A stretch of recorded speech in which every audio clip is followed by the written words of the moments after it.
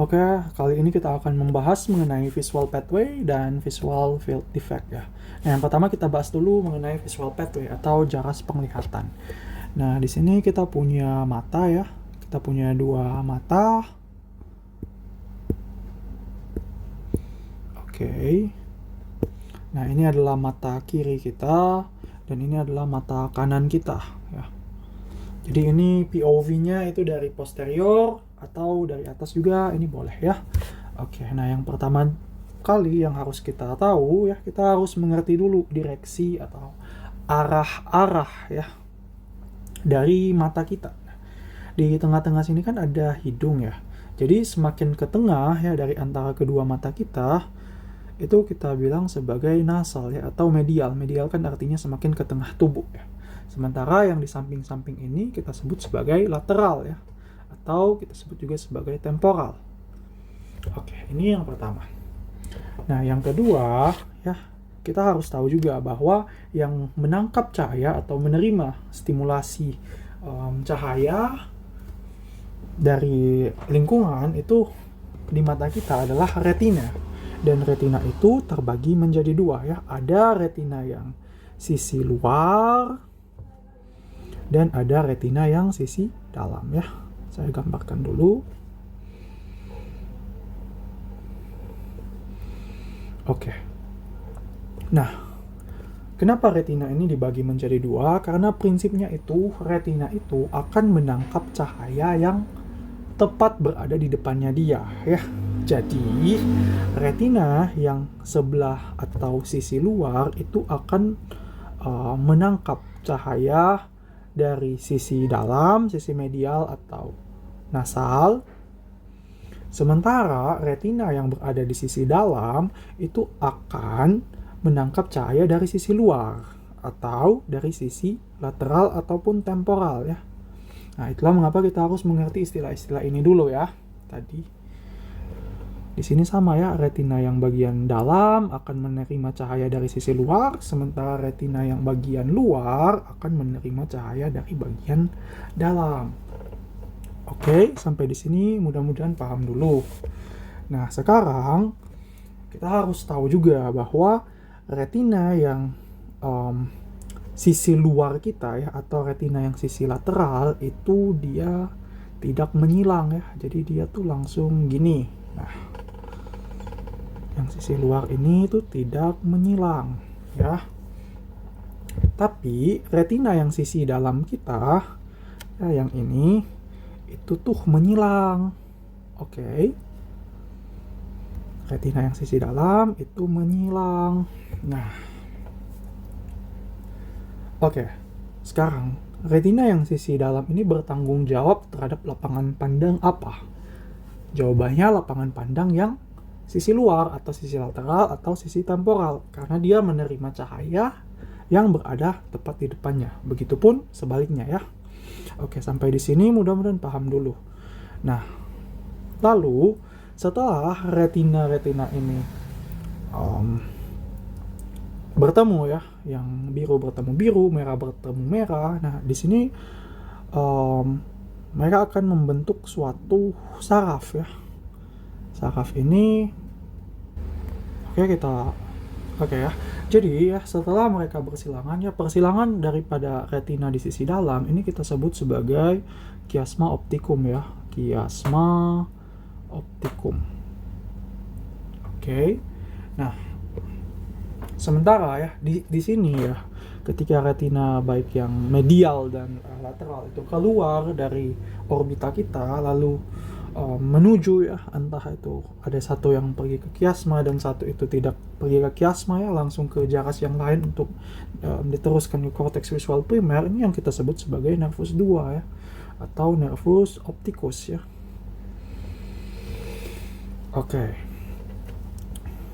Nah, lalu ya, setelah mereka berada di sini ya, mereka akan membentuk yang namanya traktus ya. Ini traktus opticus. Oke. Nah, dari traktus opticus mereka itu akan dibawa ke aku pakai warna ini ya. Ini tuh namanya LGN ya, atau lateral geniculate nucleus ya, LGN, lateral geniculate nucleus, atau bahasa Indonesianya nucleus geniculata lateral. Ini tuh adanya di talamus ya, karena kita tahu kan talamus adalah relay station ya, pusat penyortiran informasi sebelum diteruskan ke korteks. Nah, jadi dari talamus dia bakal kemana dong? Ke korteks dong ya. Nah, jarak yang dari talamus ke korteks ini ya, itu yang kita sebut sebagai radiatio optica. Nah, tapi ya dari talamus untuk ke korteks dia akan bercabang menjadi dua. Ya. Ada radiatio optica yang superior dan ada yang inferior. Ya, begitupun yang di sisi sini ya. Ya, dia akan bercabang menjadi dua ya, radiatio optica setelah dia melewati tadi LGN ya, lateral geniculate nucleus ya di sini. Nah, dari radiatio optica ini radiatio optica, dia akan pergi ke otak kita ya, ke lobus occipitalis. Kita gambar dulu deh otak. Sorry. Otak. Nah, ke occipital lobe ya di sini. Nah, sini. Nah, dia akan ke otak occipital. Ke korteks visual primer. Sama ya, yang di sebelah sini sama, jadi aku copy aja.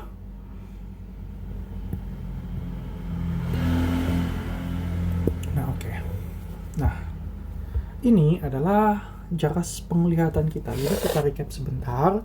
Jadi yang pertama tadi ya, kita harus tahu dulu direksinya ya. Bagian nasal itu bagian yang lebih ke dalam atau ya ke tengah tubuh, ke medial, sementara bagian yang temporal itu yang mengarah ke lebih ke luar, menjauh dari titik tengah tubuh atau yang lateral.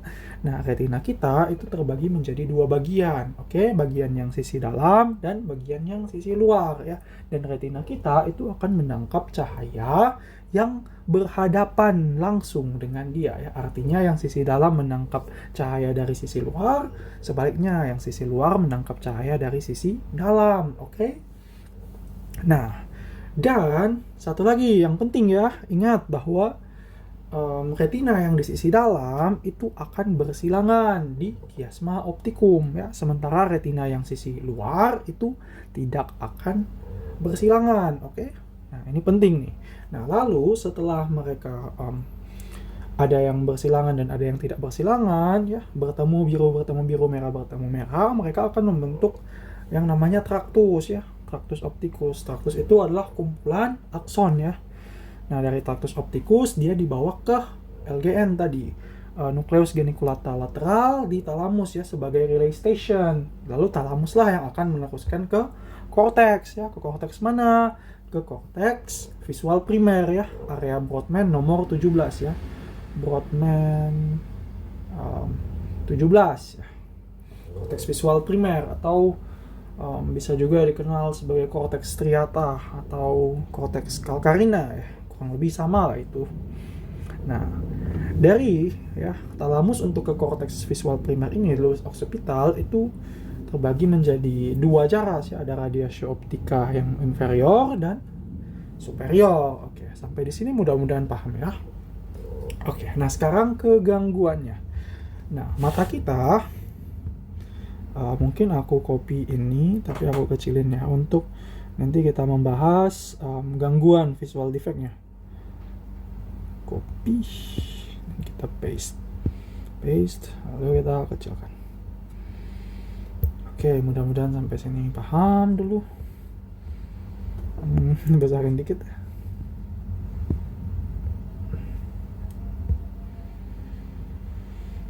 Oke. Nah, mata kita normal itu penglihatan kita tuh gini ya. Mata kanan, mata kiri. Kok beda? Sorry ya kalau agak kurang bagus. Ini nggak simetris lagi. Oke, nah mata kita normalnya ini gini ya. Ini tuh melihatnya 100% penglihatan ya, normal ya. Normal. Nah, tapi kalau misalnya ada masalah, nah masalah yang pertama katakanlah ada masalah di sini, nervus opticus ya. Ini masalah yang pertama nih di nervus opticus. Jadi nervus opticusnya rusak di mata apa? Mata kanan ya. Jadi penglihatannya bakal gimana dong? Nah, penglihatannya itu bakal, kita copy dulu. Ini dua mata kita. Wait, hold on. Copy and then paste. Nah, kalau misalnya nervus 2 kita yang kena ya di mata kanan, maka otomatis kan cahaya yang dibawa oleh retina di mata kanan, baik itu mau sisi dalam sisi luar, itu nggak bisa diteruskan sampai ke otak kan. Nah, akibatnya apa yang akan terjadi kalau dia nggak diteruskan ke otak ya, nggak bakal ada penglihatannya sama sekali di mata kanan ya. Ini adalah lesi nervus 2 kanan ya. Ini yang kita sebut sebagai anopia. Anopia monokular ya, monokular dextra ya. Nah, ini tuh defeknya itu ada di nervus 2 kanan. Oke ya, ini yang pertama. Nah, sekarang gimana dong kalau defeknya adalah di kiasma? Nah, ini ada defek. Contohnya apa? Misalnya ada adenoma pituitari ya. Kita tahu bahwa kiasma optikum itu letaknya berada tepat di bawah daripada hipofisis kita. Maka ketika ada tumor hipofisis, ya, gejala yang sangat khas yang akan muncul adalah yang kita kenal sebagai hemianopia bitemporal. Nah, apa sih hemianopia bitemporal itu? Jadi, hemianopia bitemporal itu kita kenalan dulu dengan istilah hemianopia. Hemianopia, ini ya, terms. Hemianopia itu artinya terjadi gangguan atau kehilangan fungsi penglihatan pada seperdua sisi, ya, setengah sisi lapang pandang itu hilang. Oke, kita paham dulu bahwa hemianopia itu berarti kehilangan setengah sisi lapang pandang. Nah, kalau anopia artinya semua, ya, semua sisi, segala atau seluruh arah dari sisi lapang pandang itu hilang sama sekali ya. Ini yang completely blind. Tapi kalau hemianopia cuman setengah sisinya aja ya. Entah cuma setengah kanan atau setengah kiri ya. Oke. Nah, jadi kalau misalnya ada defek di kiasma, ini yang kedua ya, defek di kiasma, ini kedua, maka pandangannya itu akan gini ya. Yang di arsir itu yang nggak bisa lihat ya, yang defek. Nah, ini karena dia defeknya itu di setengah sisi lapang pandang, kita sebut sebagai hemianopia ya. Dan karena yang defek itu adalah lapang pandang temporal, maka kita sebut sebagai bitemporal. Oke. Hemianopia bitemporal. Jadi defeknya di mana sih? Defeknya di kiasma optikum. Oke.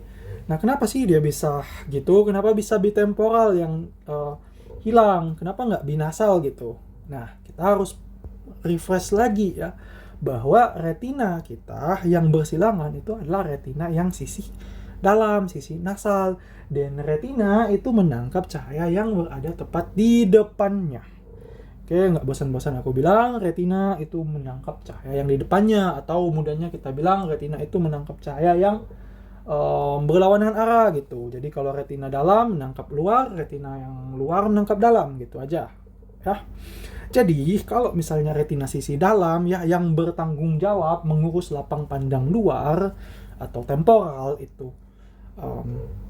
terganggu ya, karena mereka bersilangan, dan pada persilangan itu terdapat hambatan ya, sehingga impuls sarafnya nggak bisa diteruskan ke otak untuk dipersepsikan sebagai gambar visual, maka ya akan terjadi gangguan penglihatan atau hilangnya penglihatan pada bagian temporal ya. Mudah-mudahan sampai di sini mengerti ya. Oke, nah sekarang yang ketiga Wait, oke, gitu. Atau ini geser deh. Nah, gitu. Tada. Nah, yang ketiga, gimana kalau masalahnya di tractus opticus nih, yang di sini nih, ya? Gimana dong kalau masalahnya di tractus opticus?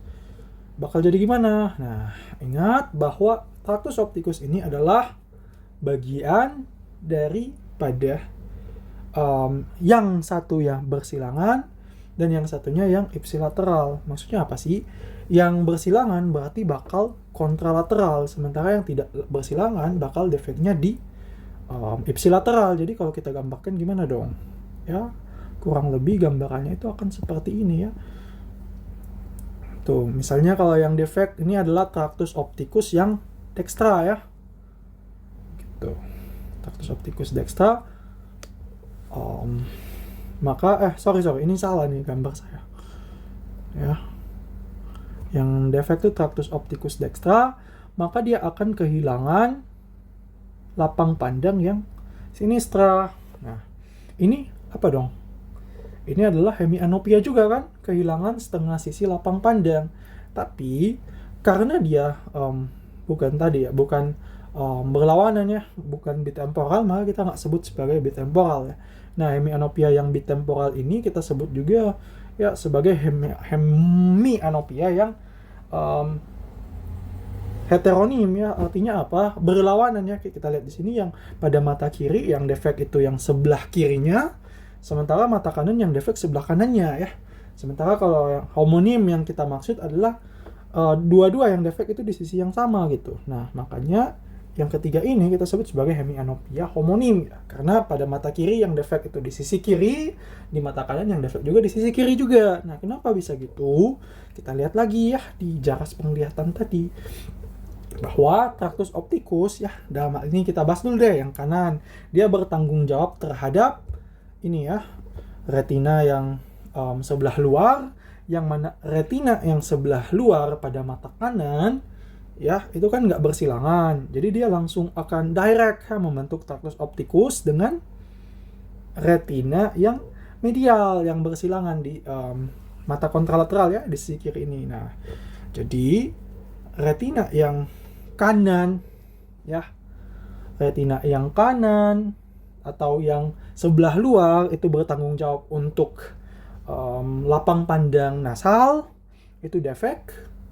Sementara retina yang sebelah kiri, yang kontralateral, sebelah kiri itu, maksud saya retina yang sebelah dalam, yang pada mata kiri, agak kebalik-balik ya, yang bertanggung jawab untuk lapang pandang temporal itu hilang ya, karena ada lesi tractus opticus. Makanya pada mata kiri terjadi lesi di, maksudnya terjadi gangguan lapang pandang pada sisi luar, sementara pada sisi yang satu pada mata kanan terjadi justru gangguan penglihatannya pada sisi yang dalam ya. Ini yang kita sebut sebagai hemianopia homonim. Oke. Mudah-mudahan sampai sini paham ya. Nah, yang keempat. Nah, setelah di tractus opticus kan dia pergi ke LGN ya, di talamus. Nah, dari LGN, nah dia ini ada 4 jaras ya. 4 jaras radiasio optika ya, ada radiasio optika yang kanan dan kiri, dan masing-masingnya itu ada superior inferior. Jadi kita mungkin tuliskan dulu ya, radiasio optika itu radiasio, oh ya gitu ya, ini hemianopia homonim itu defeknya ada di tractus opticus. Nah, radiasio optika itu ada yang dextra superior, ada yang dextra inferior, ada yang sinistra superior, dan yang terakhir sinistra inferior. Nah, karena dia di sini ada terbagi lagi ya menjadi 4 jaras, maka defeknya pun bakal ada 4 tipe. Nah, kita gambarkan mata lagi nih di sini ya. Kita coba gambarkan mata. Sorry ya, agak susah nih. Paste. Kok nggak ke-paste sih? Nah, ini mata kita nih. Yay. Nah, di sini mata kita itu bakal terbagi menjadi, tadi kan kita udah kenal ya, ada retina bagian dalam dan bagian luar ya. Retina kita juga itu dibagi guys ya, menjadi retina bagian atas dan bagian bawah, dan sama, dia akan menangkap cahaya yang berhadapan dengan dia. Jadi retina atas akan menangkap cahaya dari bagian inferior, sementara retina yang bawah menangkap cahaya dari bagian superior. Nah, oke, di sini gimana dong kalau misalnya ada defek ya, mata kita kan dibagi menjadi 4 kuadran ini. Nah, gimana kalau misalnya ada defek di yang pertama dulu deh, di dextra superior? Apa sih yang bakal terjadi? Nah, kita lihat lagi di sini nih. Radiasi optika ya, itu mengurusi apa sih? Misalnya di sini ada defek nih di superior radiasi optika di sebelah kanan. Oke, superior radiasi optika berarti yang dextra ya. Defeknya gimana dong? Nah, kita lihat nih. Jaras ini, oke, dari retina yang sisi luar sebelah kanan dan sisi dalam sebelah kiri ya, mereka membentuk tractus opticus. Lalu dari talamus itu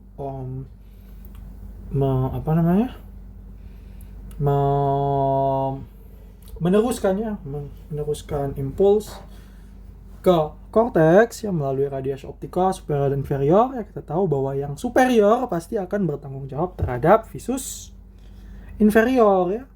Maka kalau superior yang kena, inferiornya bakal keganggu. Nah, sekarang pertanyaannya, inferior yang sebelah mana ya? Ingat lagi bahwa yang akan terganggu adalah inferior yang kontralateral ya. Jadi kalau misalnya ada defek di dextra superior, maka yang akan defek adalah kebalikannya, gampangnya gitu, sinistra inferior. Nah, gini dia jadinya ya. Nah, oke. Tadi kalau kita kehilangan setengah sisi penglihatan, itu kita sebut sebagai hemianopia. Dan kalau dia sesisi, kita sebut hemianopia yang homonim. Kalau tidak sesisi, heteronim. Nah, sekarang gimana dong kalau dia kehilangan? Ini kan 1/4 penglihatannya yang kehilangan. Ini yang kita sebut sebagai quadrantanopia. Ya, kuadra artinya 4 ya, dari 1/4. Artinya apa sih? Ya, oke, kita tulis di sini deh. Ya. Quadrantanopia itu artinya kehilangan, ini kehilangan ya, 1/4 sisi lapang pandang. Sisi lapang pandang. Oke. Nah, jadi mudah ya sebenarnya.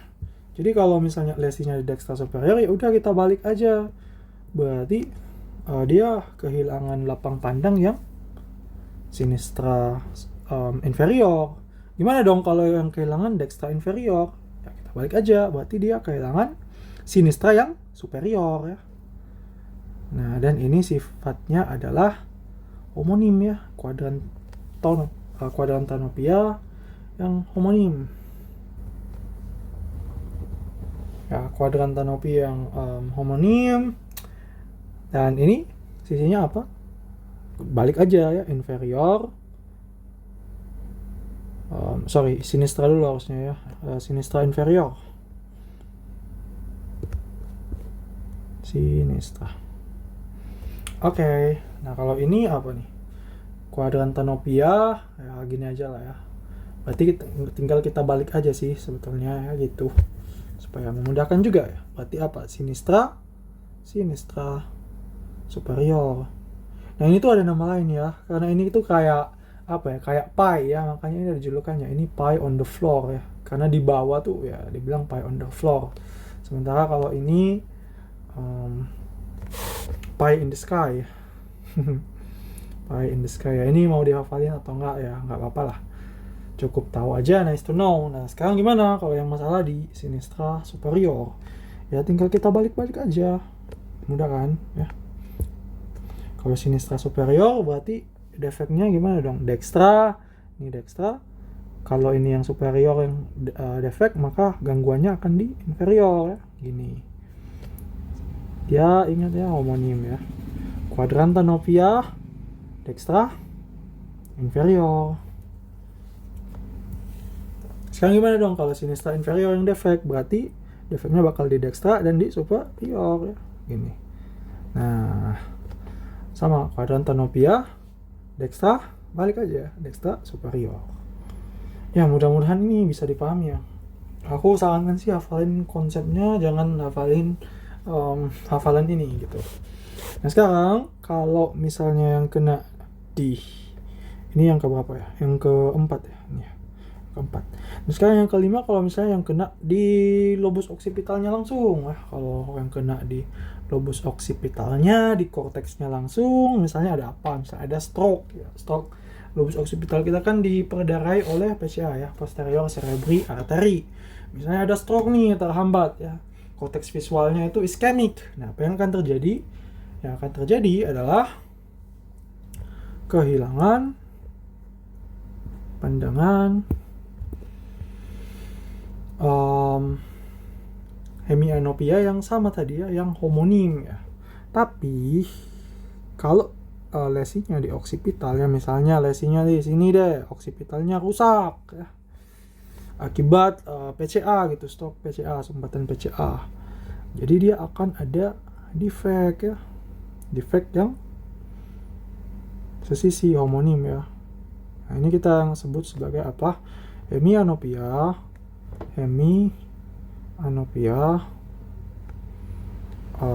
sinistra. Homonim dulu, homonim sinistra. Tapi ya yang bulat di tengah-tengah ini itu adalah penglihatan makula kita ya, makular sparing gitu.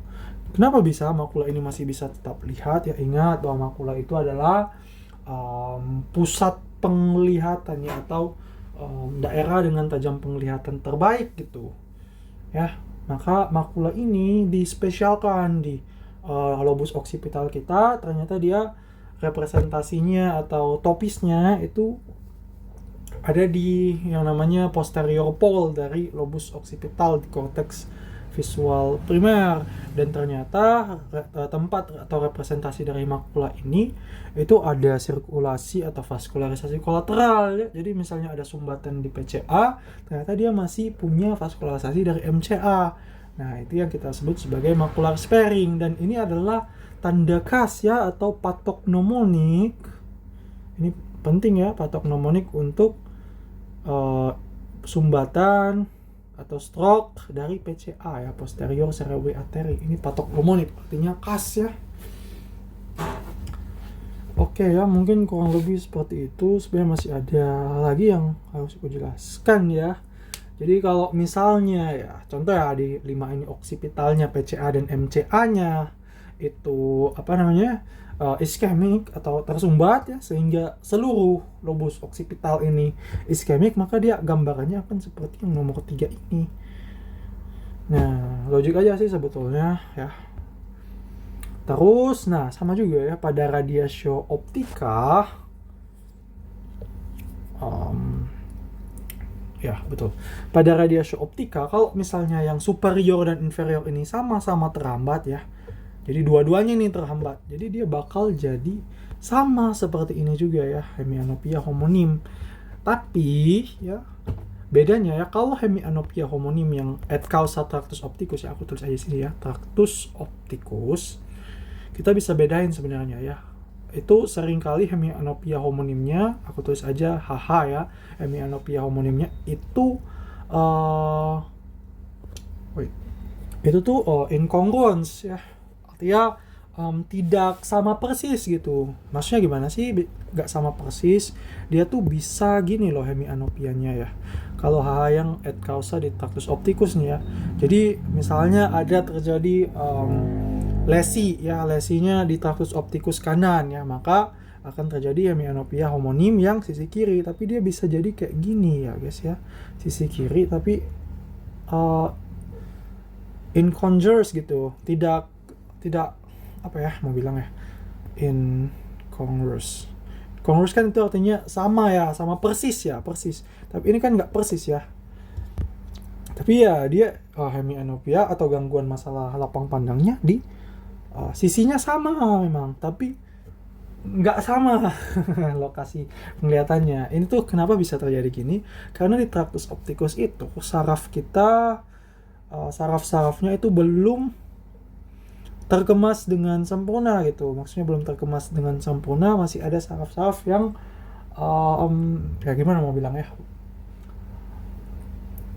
Artinya gini lah, kalau memang di traktus optikus ini lesinya nggak total ya, masih bisa kayak gini ya potensialnya. Tapi kalau misalnya total ya udah jadi kayak gini, kayak nomor 3. Sementara kalau udah di radiasio optika ya, defeknya udah di sini ya, itu tuh saraf-sarafnya emang udah package-nya udah perfect ya. Jadi kalau mau digambarkan ya, kita paste ya.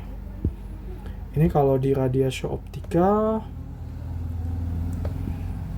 misalnya yang defek nih di yang dextra superior inferior ya, jadi ya, dia superior and inferior, maka dia bakal terjadi hemianopia homonim sinistra total ya, sinistra sinistra persis kan kayak gini. Nah gitu sih. Oh ya, ada juga yang namanya skotoma. Jadi skotoma itu ini, skotoma tuh gini. Namanya tuh central skotoma. Nah, jadi kan penglihatan kita yang di bagian sentral sini ya, yang paling tajam gitu. Ya, yang biasa kita pakai untuk baca, untuk bekerja, itu kan penglihatan paling tajam itu ditangkap oleh makula ya. Makula lutea ya di retina kita, pusat penglihatan terbaik, tertajam, karena di situ ada banyak sel kerucut gitu. Nah, kalau misalnya gangguannya di sini ya, di retina terus pas di makula ya, makulanya itu rusak, maka ini akan terjadi yang namanya skotoma ya, atau central skotoma. Skotoma ya. Nah, gitu sih. Terus ada juga ya, ini harus dibedakan, central skotoma ini harus dibedakan ya dengan tunnel vision ya. Jadi tunnel vision tuh yang gini nih, yang justru yang retina perifernya ya, bukan di makulanya yang rusak ya, sementara makulanya aman. Nah, ini yang kita sebut sebagai tunnel vision ya. Jadi visionnya tuh kayak tunnel gitu, kecil banget ya, cuman makula yang bisa lihat ya, gitu. Ya kurang lebih mungkin itu yang bisa aku jelasin. Jadi kita recap singkat ya. Jadi kalau mau nonton recapnya aja, boleh dari 33 menit lewat 10 detik. Oke. Jadi dari atas sini, oke. Mata kita ada dua ya, kiri dan kanan. Nah, ini POV-nya dari posterior atau dari superior pun bisa. Nah, jadi mata kita ya, yang menangkap cahaya di mata kita itu adalah retina, dan retina itu dibagi menjadi dua, retina yang sisi dalam dan retina yang sisi luar.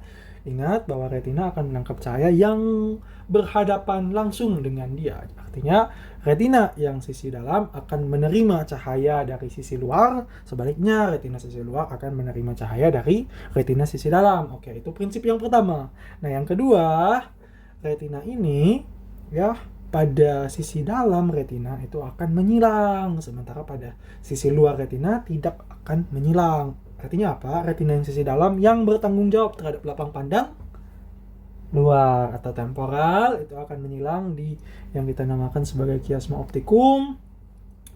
Lalu setelah mereka menyilang ya, mereka bersatu ya dengan pasangannya masing-masing membentuk yang kita sebut sebagai traktus optikus.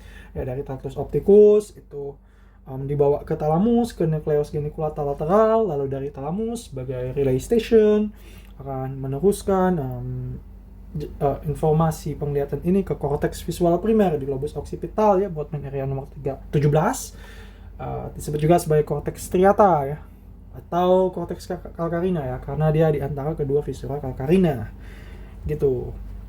Nah, radiasio optika ini ada dua cabang, ada yang superior dan inferior ya. Superior ini akan melewati lobus parietal, Sementara yang inferior ini akan melewati lobus temporal. Nah, ini ada addition juga ya. Karena yang inferior ini bakal lewat lobus temporal, dia kan muter ya. Nah, itu ada yang kita sebut sebagai loop of Meyer atau lengkung Meyer ya, tempat dia ya kayak mutar gitu ya, lekukan gitu. Lalu dari sini mereka diteruskan ke lobus occipital ya, di korteks visual primer untuk dipersepsikan sebagai image gitu, persepsi penglihatan.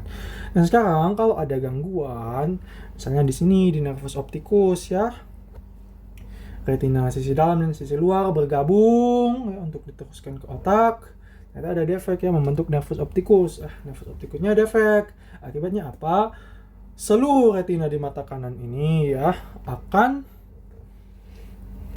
terganggu penglihatannya ya, nggak bisa lihat sama sekali. Itu yang kita sebut sebagai anopia monokular dextra ya, anopia monokular dextra.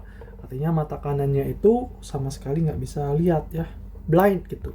Nah sekarang kalau masalahnya di nomor 2, di kiasma ya, kiasma optikum. Kiasma ingat adalah tempat persilangan daripada retina sisi dalam yang bertanggung jawab terhadap lapang pandang temporal ya, artinya lapang pandang temporal ya yang bilateral itu akan terganggu ya, baik kanan maupun kiri. Makanya di sini ya, ini gambarannya ya seperti ini, kita sebut sebagai hemianopia bitemporal. Et causa penekanan daripada kiasma optikum paling sering itu karena adenoma hipofisis, tumor daripada hipofisis.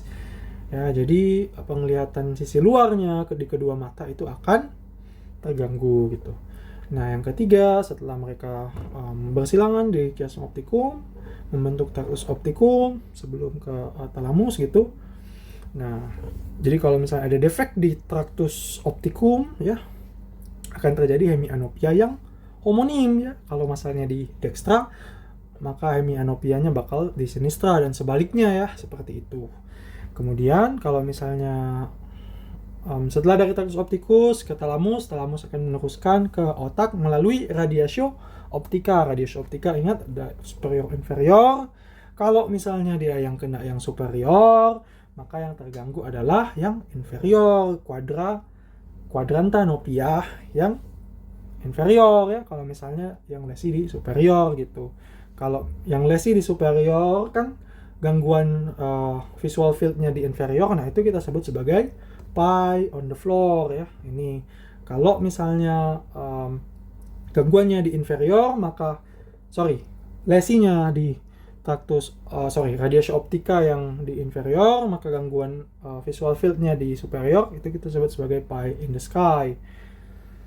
Ya, seperti itu.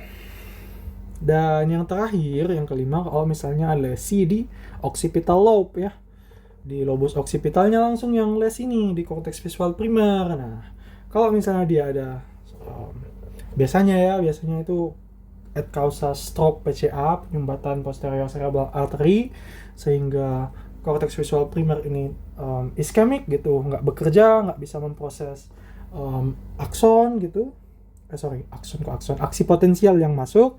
Nah, maka akan terjadi hemianopia homonim. Tapi bedanya gimana dengan hemianopia homonim et causa lesi di tractus opticus? Nah, di sini ada yang namanya macular sparing ya, yang merupakan patok mnemonik pada sumbatan PCA, karena macular sparing ini representasinya di korteks visual primer itu ternyata luas dan juga divaskularisasi oleh sirkulasi kolateral ya, ini MCA ya, makanya dia masih aman ya. Sparing itu kan artinya diampuni ya. Jadi makular itunya diampuni ya, makularnya diampuni, jadi dia masih bisa melihat ya, diberi kesempatan untuk melihat. Oke. Jadi mungkin seperti itu ya, mudah-mudahan ini dipahami dengan baik. Oke, terima kasih.